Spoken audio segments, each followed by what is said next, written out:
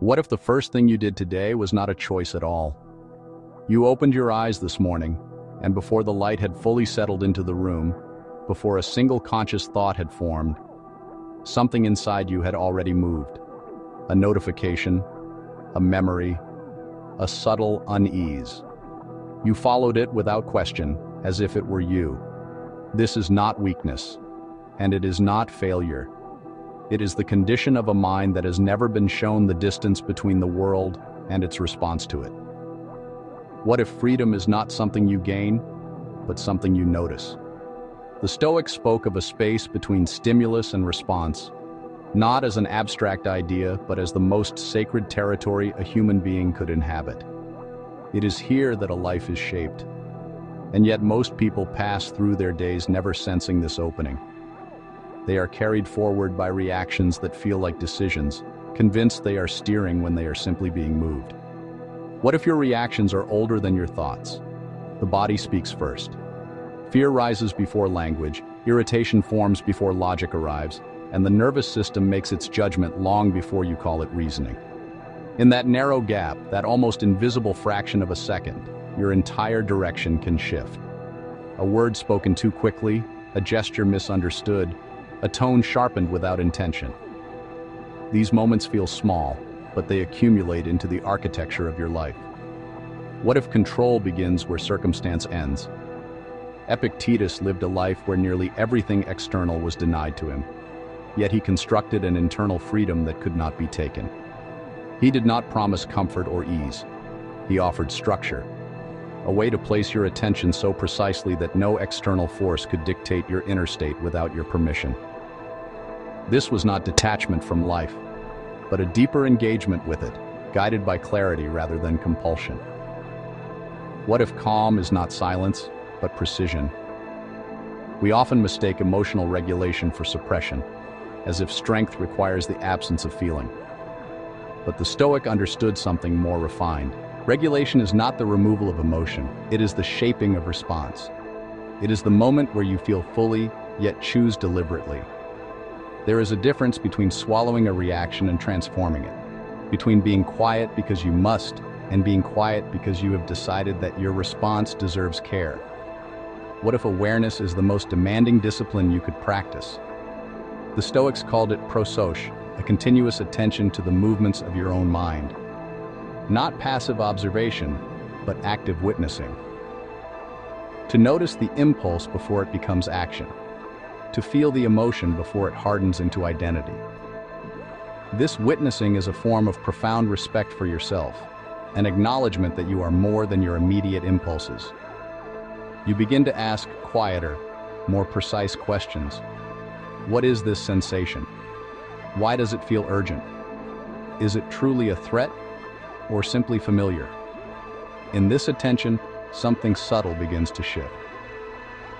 What if strength is built in moments no one else can see? Marcus Aurelius wrote not to impress, but to remind himself of what was true. He returned again and again to a simple idea. You have power over your mind, not outside events.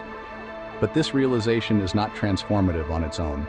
It must be lived repeatedly, in the ordinary friction of daily life, in the unanswered message, the delayed plan, the unexpected shift. These are not interruptions. They are the practice itself. They are the curriculum. What if your body knows before you do? Think of a moment that unsettled you, something small but sharp. Before the story formed, your body reacted. The chest tightened, the breath shortened, the muscles prepared. This is ancient, protective, automatic, but it is not always accurate. The system that once kept you alive does not always guide you well. To live well requires something more than survival. It requires the ability to pause long enough to see clearly, to question the initial alarm before it becomes your only truth. What if your emotions are not obstacles but raw material? The Stoics did not seek to eliminate feeling, they sought to refine it. Like a sculptor working with stone, they understood that what matters is not the presence of material, but how it is shaped. Anger can become clarity, fear can become preparation, sadness can become depth. Desire can be refined into ambition. but only if you do not rush the process. Only if you resist the urge to let the first interpretation define the entire experience. What if there is a part of you that is untouched by urgency? The Stoics called it the ruling faculty, the place from which judgment emerges. It is not loud, and it is rarely immediate. It does not compete with impulse. It waits for you to notice it. Most people live at the surface of themselves, reacting quickly, defending automatically, never descending into this quieter layer. But when you do, even briefly, you begin to see that not every thought deserves agreement, and not every feeling requires action. You discover a stillness that is not empty, but full of potential. What if listening is the foundation of control? Zeno's observation about having 2 ears and 1 mouth carries a deeper instruction. It is not only about others, it is about yourself. To listen inwardly before you speak outwardly, to hear the first reaction and then the second, quieter response beneath it. This internal listening is an act of patience. The person who pauses is not hesitant. They are discerning. They understand that character is not built in grand gestures, but in the accumulation of small, chosen responses. What if a single question could change your entire day? The practice is simple, but not easy. The next time something rises within you, an irritation, a judgment, a sudden desire, pause just long enough to ask, is this truly me, or is this a pattern repeating itself? This question creates space. It interrupts the automatic flow from feeling to action. And in that space, something new becomes possible. You are no longer bound to the first reaction. You begin to see that you have options, even if they are subtle, even if they require effort. What if the person you are searching for is already here? When you begin to inhabit this space between impulse and action, you do not become empty. You become clear. Beneath the noise of reaction, there is a quieter self, one that knows what matters without needing to defend it. This self is not a destination to be reached, but a presence to be uncovered. It is not driven by fear or habit, but by something more stable. It has been present all along, waiting not to be created but to be recognized. What if resilience is not resistance but alignment? The deepest gift of Stoic practice is not numbness, but presence. You do not escape difficulty. You meet it differently. You stand within uncertainty, loss, or disappointment and remain anchored. Not untouched, but steady. Not distant, but deliberate. This is the essence of inner freedom, the capacity to feel the storm of the world without becoming the storm itself. This is what it means to live with intention, to feel everything, but to be ruled by nothing that you have not examined. What if your freedom exists in moments you usually ignore?